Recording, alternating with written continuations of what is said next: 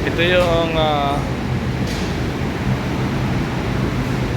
Pincast China car pero wala siyang engine, electric car. So fuse box na lang tong nandito, battery, ayan, pero wala na siyang engine. Oh, ito ay brake fluid, wala siyang engine. Fuse box, oh, wala siyang engine.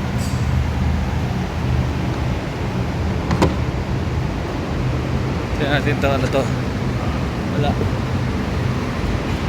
Guys, tapos tinignan ko yung ano niya,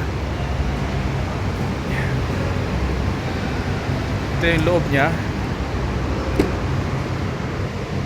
So hindi mo alam siya umaandar. Pag papandarin mo siya, press brake, tapos press D. Ayan, press brake sa ilalim, tapos press D, i-start na siya, pero wala kang mararamdaman na andar ng makina. Ayan ang features niya. Service manual, touch screen siya. Tapos so, ayan mga ilaw, ayan, pipindutan, so off. Tapos ang AC, pipindutin mo siya, lalabas yung ano, kung saan mo gusto. Ayan o.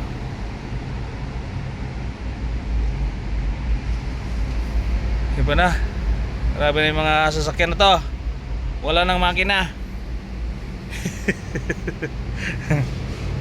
Binpast,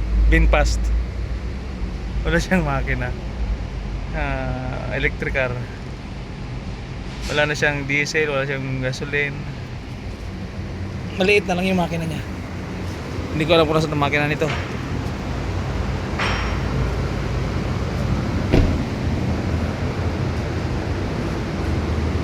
Yan, Binpast.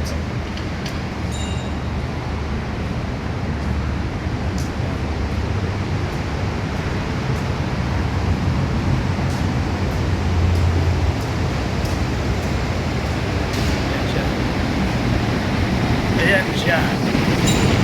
So another China car na naman to, guys.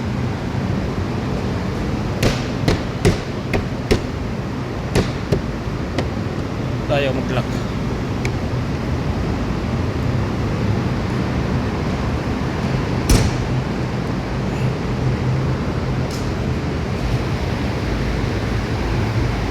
So ayan, another electric car. Maganda naman ang forma niya. Kaya lang maninibago ka kung ikaw yung driver, maninibago ka kasi wala kang mararamdaman na yung ano, tunog ng makina. Pag nagsilinyador ka, tatakbo na lang. Parang yung mga ano, yung mga e-bike and then e-car. Alright, ayan ang ating ano ngayon, ano, content. Ewan ko meron na ito sa Pilipinas, pero paramang meron na. Okay naman siya. Kaya lang yun nga, pag saray ka sa malakas na makina na may ano, may tumutunog, pag silinyador mo pag nag-accelerate kayo, magagalit yung makina. Ito wala kang maririnig.